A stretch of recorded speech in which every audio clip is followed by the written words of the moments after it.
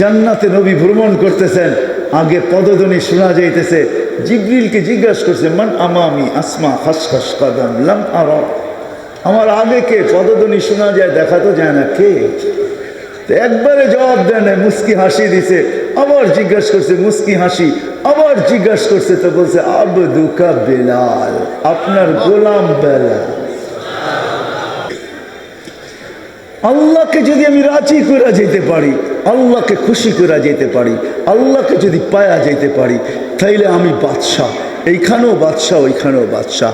যদি আমার কাছে কিছু নাও থাকে, তারপরও আমি বাদশাহ। বুঝাইতে কি পারলাম?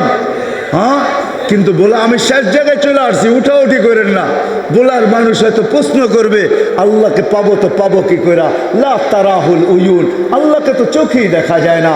ওয়ালা তুখালিতুহুদ দুনুন, ধ্যান ধারণায় আল্লাহকে আনা যায় না। ওয়ালা ইয়াসিফুহুল ওয়াসিফুন, বর্ণনা দিয়ে শেষ করা যায় না। আমি আল্লাহকে পাবো তো পাবো কি করে? তো আল্লাহ আমাদের উপরে দয়া করছেন যে আমাকে পাইতে হবে না। মান আতা আর রাসূল ফাকাদ আতা আল্লাহ, আমার বন্ধুর গোলাম হয়ে যাও, তাইলেই আমাকে পাওয়া যাবে। তুমি আমার বন্ধুর গোলাম, তো আমারও গোলাম। বন্ধুকে পাইলে আমাকে পাওয়া যাবে। আল্লাহ সহজ করে দিছেন, এই জন্য শেষ জায়গায় চলে আসছি। মুহাম্মদুর রাসূলুল্লাহর গোলাম হওয়া চাই, যে আল্লাহ রসুলের গোলাম।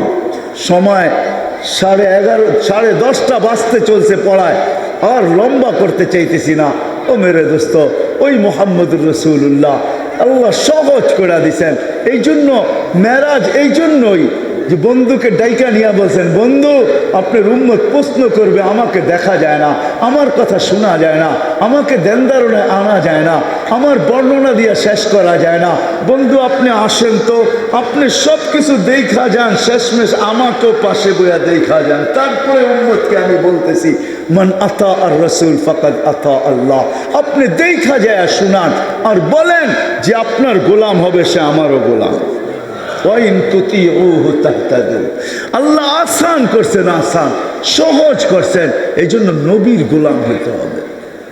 আর নবীর গোলামির প্রথমেই আমি নিদর্শন দেখায় দিছি। সবচেয়ে বড় নিদর্শন হলো নামাজ। কি কি কি? কুররাতু আইনি বিয়াস সালাহ, নামাজ। এখন যদি বলার চালাক মানুষ, কেন এই অঞ্চলের মানুষ বড় চালাক। বরিশালের বৃহত্তর বরিশাল তো এটা, ঠিক না? আপনাদের জেলা তো হলো জুমা 8 দিন, এর আগেও তো বরিশালেই ছিল, ঠিক না? কি বলেন, 8 দিন হয় না জুমা? অল্প কয়েকদিন আগে না বলা হলো, ঠিক না? এর আগেও কি ছিল? বরিশালেই ছিল। বিধায় আমাদের সবার স্বভাব একরকমই। বরিশালের মানুষের স্বভাব আছে, মুই কি কম বুঝি, মরে বুঝাইতে হইবে, ঠিক না? কি কন, রাগ হয়ে গেলেন? আমিও কিন্তু বরিশালে পোলা, বুঝেন, কিন্তু আমার অধিকার আছে, আপনাদের বুকে পাড়া দিয়ে বলারও অধিকার আছে, কারণ আমার দেশের মানুষ আপনারা। কিয়ামতের দিন আমার গলায় ফান্দা দিবেন যে তুমি দুনিয়া ঘুরে ঘুরে বুঝেইছো, আমাদেরকে বুঝো না, বুঝাও নাই। এই জন্য একটা কিল গাড়া দিয়ে গেলাম আজকে। আবার আসি না না আসি কে জানে, রিজিক আসে না না আসে, হুজ্জত তো পুরা হয়ে যায় কমসে কম। আমরা তো বলবো, যদি আপনারা প্রশ্ন করে বসেন যে রসুলও তো নাই, রসুলরে মানমু তো মানমু কি করে, ঠিক না? কি বলেন, আসেন আসেন নাকি? কত বছর আগে চলে গেছেন? 1433 বছর আগে চলে গেছেন। কত? এখন 1443 হিজরি চলতেছে। আল্লাহ রসুল 10 হিজরিতে দুনিয়ার থেকে চলে গেছেন। আপনি বলবেন, সাধারণ মানুষ বলবে যে আল্লাহ রসুল তো নাই, কোত্থেকে ওনাকে মানবো, ওনার গোলাম হব তো হব কি করে? হয়, আমি 6 বার বেলালের বাড়ি দেখছি এই 2 চোখে। সৌদি আরবের বাড়ি না, ইথিওপিয়ার বাড়ি, যেইখানে বেলাল জন্ম নিয়েছে। আল্লাহ আমাকে 6 বার ওইখানে নিয়ে গেছে, 6 বার। 6 বারই আমি ওইখানে দাঁড়ায় দাঁড়ায় ইচ্ছা ছাড়া কাঁদছি। আমার কান্নার ইচ্ছা ছিল না, কিন্তু যখনই বাড়ি দেখতাম চোখ দিয়ে পানি চলে আসতো, ভিতরে চিৎকার হইতো, হায় বেলাল তুই কোথায়, আমি কোথায়? হায় বেলাল তুমি কোথায়, রাদিয়াল্লাহু তাআলা আনহু, তুমি কোথায়, আমি কোথায়? তুমি কোথায়, দুনিয়া কোথায়? তোমাকে যেখানে দেখি ওইখানে কাউকে দেখি না, তুমি যেইখানে ওইখানে কেউ নাই, কেউ নাই, কেউ নাই, কেউ নাই, কেউ নাই, কেউ নাই। ওলামা হয়তো বলতে পারে আমার উপরে আঙ্গুল উঠাইতে পারে। না না, আমি আবু বকর সিদ্দিক রাদিয়াল্লাহু তাআলা আনহুকে 1 নম্বর মানি, ওমর ফারুক রাদিয়াল্লাহু তাআলা আনহুকে 2 নম্বর মানি, ওসমান 3 নম্বর, আলীউল মুরতাজা 4 নম্বর আমার ইমানের অংশ।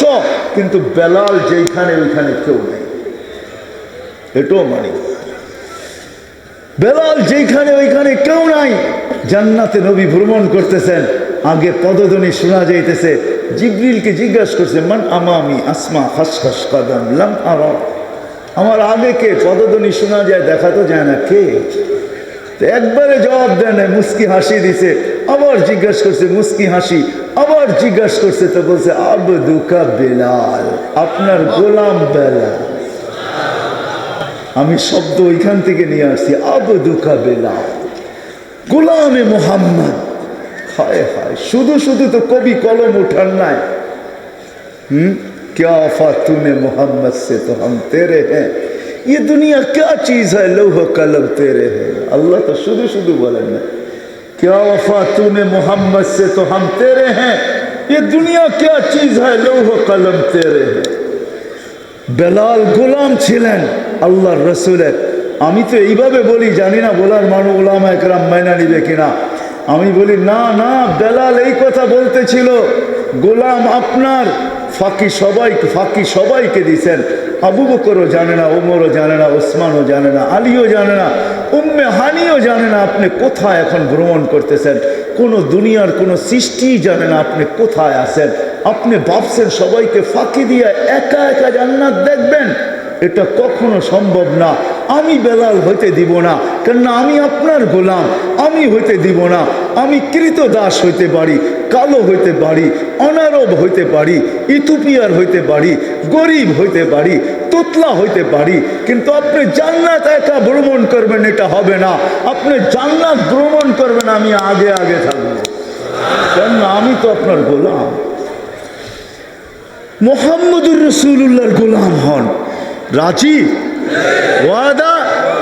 পাক্কা? নামান? কিন্তু আমি প্রশ্ন তুলে দিছি, সে নবী তো নাই, এখন গোলাম হব তো হব কি করে?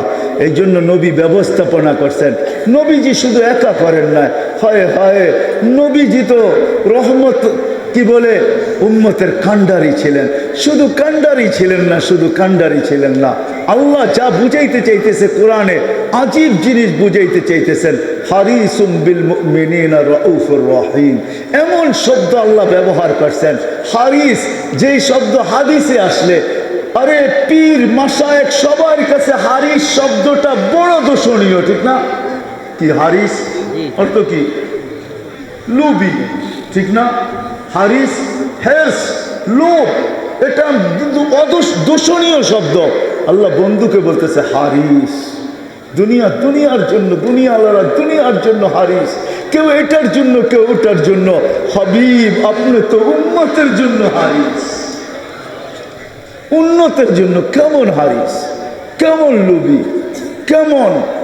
হায় হায় হায় হায়, আজকে উম্মত হয় নবীর আদর্শ মানতে চায় না, নবীর গোলাম হইতে চায় না। যুবক সব চায় কিন্তু নবীর গোলাম হইতে চায় না। যুবক নবীকে চিনতে চায় না, নবীকে মানতে চায় না, নবীর মতো চেহারা চায় না, নবীর মতো বেশভূষা চায় না। যুবক চায় আধুনিক হইতে চায়, আধুনিক হয়। যুবক, তোমাদের পায়ে হাত রেখা বলি, তোমরা আমাকে বুঝায়ও না। আমি সারা দুনিয়া চষা মানুষ, মিডিয়ায় দেখে, আমি চোখে দেখি, চোখ দিয়া দেখি, চোখ দিয়া। আমি তো সর্ব ওয়াজে বলি, আমার ওয়াজের দরকার নাই। যদি পেন ড্রাইভের মতো আমার এখান থেকে বাহির করা যেত, তাহলে পুরো পর্দার ভিতরে আমি এটাকে কি বলে, প্রজেক্টর লাগায় দিতাম, আর পেন ড্রাইভের মতো ছেড়া দিতাম। আপনারা দেখতেন আমার এখানে কত কান্না লুকাইতো, কত হাসি লুকাইতো। শুধু দেখতেন আর চোখের পানি জড়াইতে থাকতেন। আমি এতটুক বয়সের দুনিয়া দেখা, এইখানে হাজারো কান্না সেভ করা আছে, হাজারো কান্না, হাজারো দুঃখ, হাজারো ব্যথা আমার এখানে সেভ করা আছে। অনেকে জিজ্ঞাসা করে, কালকে একজন বলতেছিল উর্দত কর্মকর্তা, যে হুজুর আপনার ওই ওয়াজটা আমার কানে লাগছে। হায়, আমি তো চোখে দেখছি আমেরিকাতে মুসলমান সন্তান, দিনদার সন্তান, মাকে হুইল চেয়ারের থেকে উঠায়া বাচ্চার মতো কোলের মধ্যে বসায়া কোলে উপরা নিয়ে গাড়ির সিটে বসাইতেছে, তার পাশে দাঁড়ায় এক খ্রিস্টান ইংরেজ মহিলা চোখের পানি ঝরাইতেছে। আমি বলছি তুমি কাঁদো তো কাঁদো কেন? বলছে এই দৃশ্য দেখা আমি কাঁদতেছি। বলছি কিসের দৃশ্য? আমি ওকে খোঁচাইতেছিলাম যে কিসের দৃশ্য? দেখো নিজের মাকে বাচ্চার মতো কোলে করা হুইল চেয়ারের থেকে গাড়িতে বসাইতেছে, আর আমার বাচ্চা কোথায় হারায় গেছে আমি জানি। এই দৃশ্য দেখে আমি চোখের পানি জড়াইতেছি। তা আমি বললাম যেটা আমার ইসলামের শিক্ষা, আমার রসুলের শিক্ষা, আমার গডের শিক্ষা, আমার আল্লাহর শিক্ষা, আমার মেসেঞ্জারের শিক্ষা, আল্লাহর মেসেঞ্জারের শিক্ষা, আল্লাহর শিক্ষা, ইসলামের শিক্ষা, যে একদিন ওকে ওর মা এরকম পালছে, আজকে মা বুড়া হয়ে গেছে, ও মাকে বাচ্চার মতো পালছে। তো বলছে হ্যাঁ তোর ইসলামের শিক্ষা, জানি না তার দিলে কতটুকু রেখাপাত করছে। মেরে আজিজো, আল্লাহর রসুল উম্মতের জন্য রউফুর রহিম, দয়ালু নবী। আজকে আমরা উম্মতের রসুলের গোলাম হইতে চাই না, যে রসুলের চোখের পানি কোনোদিন আমাদের জন্য থামে না, থামবেও না। যদি বুঝেন তাহলে একটা বলি, অদ্দোহা যখন নাজেল হয়, ওলামারা জানে ওহি যখন নাজেল হয় তো কষ্ট কি হইতে থাকতো আল্লাহ রসুলের। বুখারীতে আছে সবচেয়ে বেশি কষ্ট হইতো সাউতাল জারাস, যখন ঘন্টির মতো আওয়াজ হইতো ওহি, তখন আল্লাহ রসুলের সবচেয়ে বেশি কষ্ট হইতো। সিলসিলাতুল জারাস লেখা আছে ওটার ভিতরে, সিলসিলাতুল জারাস, ঘন্টির মতো যখন আওয়াজ বাজতে থাকতো তো আল্লাহ রসুলের এত কষ্ট হইতো, কাদা রু আইয়া খরচ, রু বাহির হওয়ার উপক্রম হয়ে যেত, উঠ বসা পড়তো, গর্দান লম্বা করে দিত, আল্লাহর রসুল খামাইতে থাকতেন। কিন্তু জিবরিল যখন পড়ছে এই জায়গায়, যখন সূরা ওয়াদ্দুহা শুনাইতে শুনাইতে যখন এই জায়গায় পড়ছে, সাউফা ইউতিকা রাব্বুকা ফাতারদা, আল্লাহ আপনাকে রাজি করেই ছাড়বে, আল্লাহর রসুল ওই কষ্টের ভিতর থেকে চিৎকার দিয়ে উঠছে, জিবরিল থামো থামো থামো। বলছে কেন? বলে আল্লাহ বলতেছে আমাকে রাজি করে ছাড়বে, বিদায় আমি এই মুহূর্তে আল্লাহর কাছে কিছু চাইতে চাই। বলছে সেটা কি? তোমাকে সাক্ষী রেখা চাইতে চাই। বলে সেটা কি চাবেন আপনি? তো হাত উঠায়া বলতেছে জিবরিল তুমি সাক্ষী, লান আরদা, লান আল্লাহি লান আরদা, আল্লাহি লান আরদা, আল্লাহি লান আরদা, আল্লাহর কসম আমি কখনো আল্লাহর উপর রাজি হব না, হাত্তা ইয়াকুনা ওয়াহিদ মিন উম্মতি ফিন নার, আমার একজন উম্মত জাহান্নামে থাকা পর্যন্ত আমি আল্লাহর উপরে রাজি হব না, না না না না। তুমি সাক্ষী। আগের গুলা বললাম না, ওই নবীর গোলাম হইতে হবে।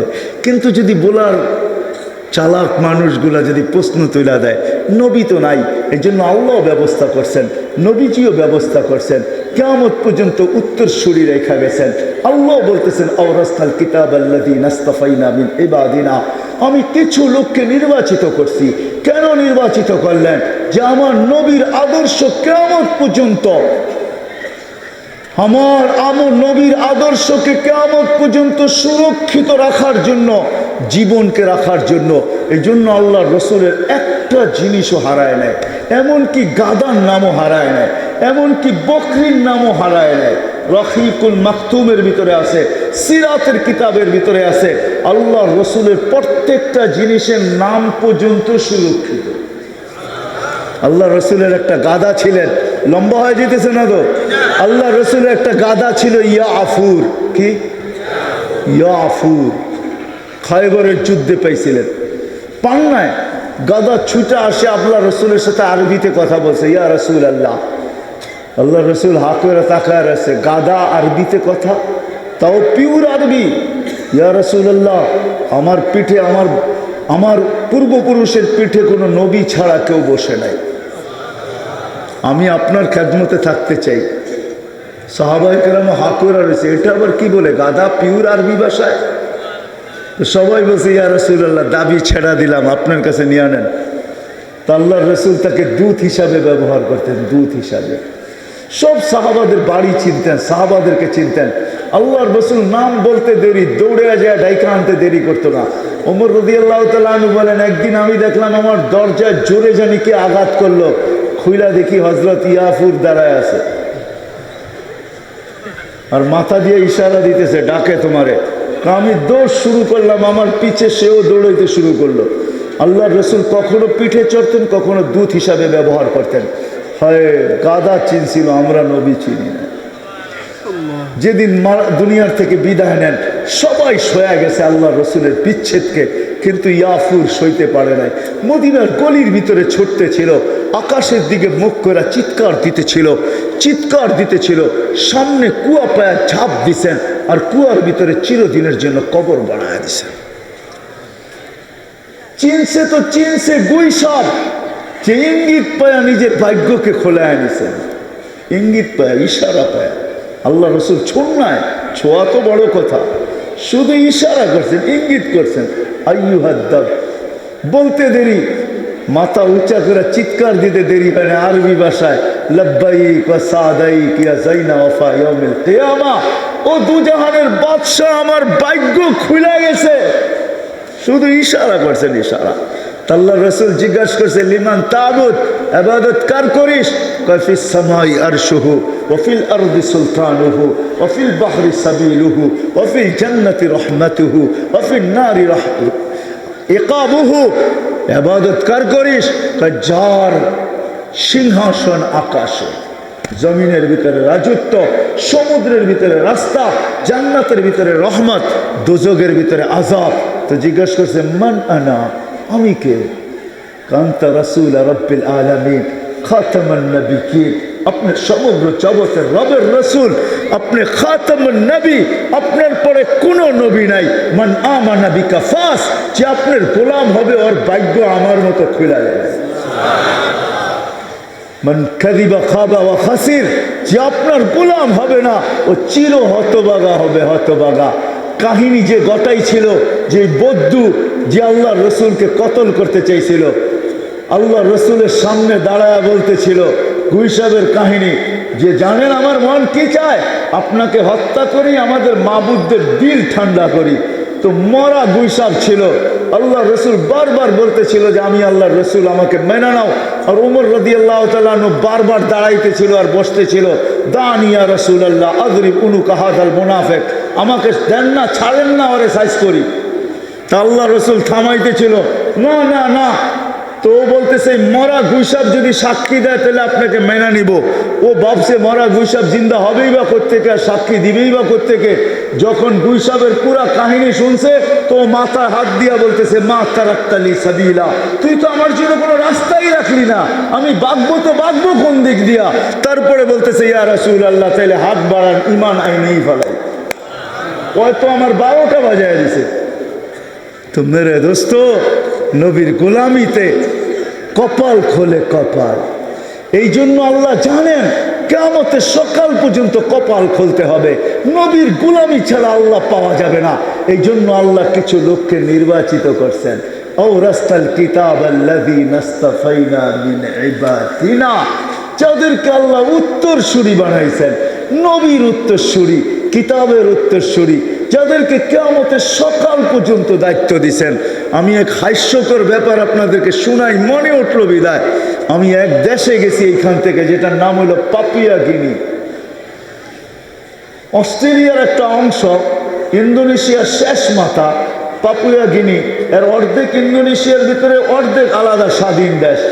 জয়াপুরা, ওইটা আসলে ওটার নাম হলো ওরিয়ান জায়া। ওইখানে ওরিয়ান মানে হলো ল্যাংটা, জায়া মানে হলো জাগা। ওইখানের মানুষ মার পেটের থেকে যেরকম আসে ওরকম পোশাকই কবরে যায়।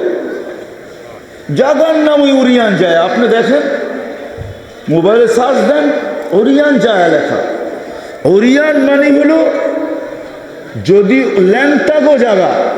আমার সফর ওইখানে ছিল, আমার কামরা একটা ছেলে ঢুকছে, দুইকা সালাম দিছে, বাংলায় জিজ্ঞাসা করতেছে কেমন আছেন। তা আমি জবাব দেওয়ার আগে ওকে মাথার থেকে পাও পর্যন্ত দেখছি। তা আমি বললাম, তুমি বাংলা শিখলা? তো শিখলা কোত্থেকে, তুমি তো বাঙালি মনে হয় না। কেননা তুমিও উরিয়ান যাওয়ার লোক, তোমার নাক কয়, চেহারা কয়, খালি পোশাকটা বা পুরাপুরি ছিল আর কি, নাহলে ওইটা না থাকলে তো 100%ই বোঝা যেত, ঠিক না? তো বলে যে আমি বাংলাদেশ থেকে শিখছি, আমি পটিয়ার থেকে ফারেক হয়েছি। ওর থেকে তো এইখানেই কি করস? আমি মাদ্রাসা খুলছি এখানে। কত, কয় বৎসর? 4 বৎসর। ছাত্র কত? 5,500। তারপরে বলতেছিল মাত্র কত, কি মাত্র? আমি বললাম যে শোন, 4 বৎসরে 5,500, তুই বলিস মাত্র, তাহলে কত হলে তুই খুশি হইতি? আমাকে আল্লাহ দুনিয়ার কোনায়ও নিয়ে গেছেন। আলহামদুলিল্লাহ, যেটা আপনাদেরকে বুঝাইতেছিলাম, আল্লাহ উত্তরসূরি হিসাবে নবীর গোলাম ছাড়া আল্লাহকে পাওয়া যাবে না। আল্লাহকে না পাইলে আখেরাত গুছানো হবে না।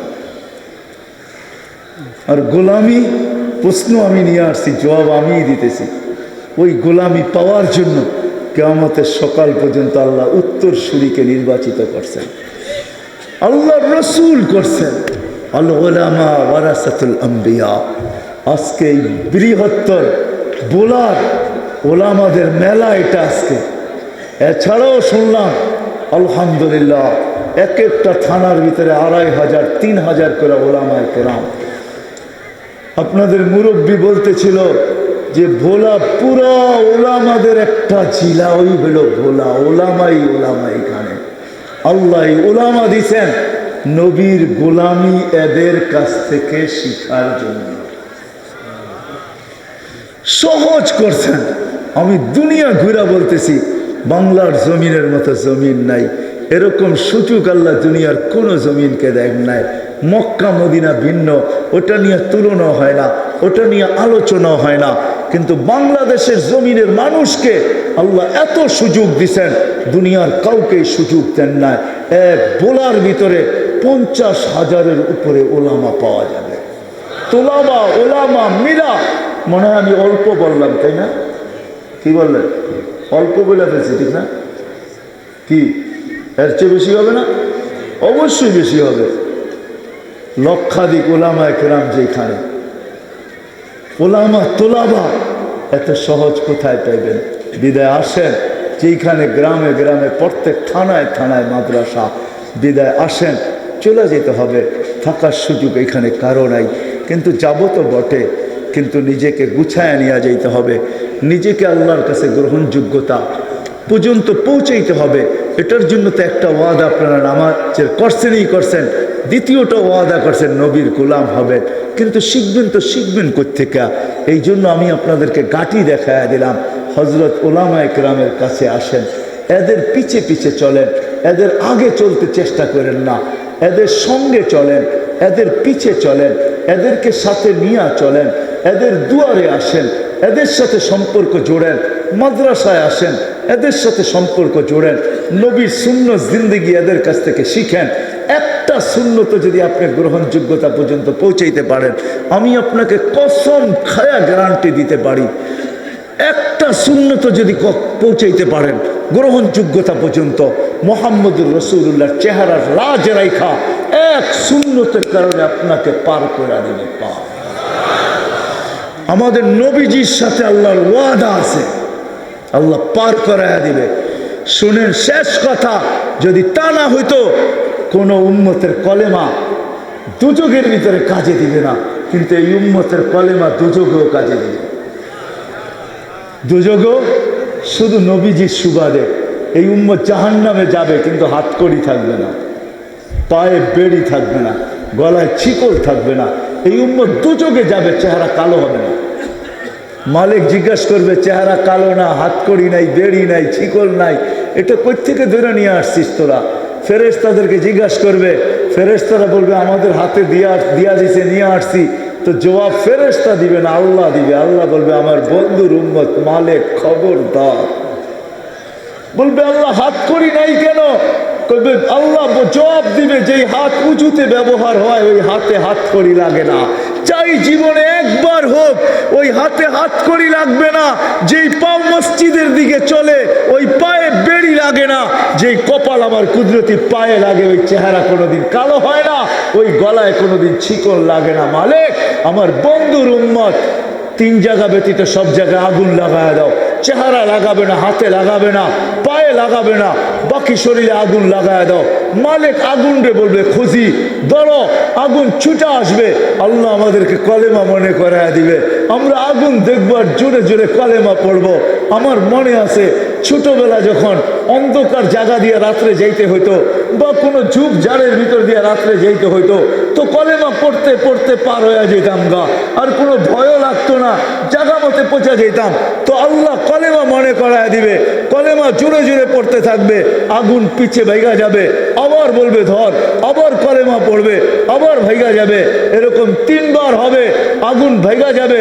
তো মালিক রাগে চলা রাগ হবে, আগুনের উপরে লাঠি চার্জ করবে, ধরিস না কেন। আল্লাহ আগুনের জবান খুলে দিবে, বলবে লাইসালি সুলতান আলা মান ক্বালা লা ইলাহা ইল্লাল্লাহ মুহাম্মাদুর রাসূলুল্লাহ। যেই কলেমা পড়ে ওরে ধরার ক্ষমতা আমার নাই, তুমি ধরো।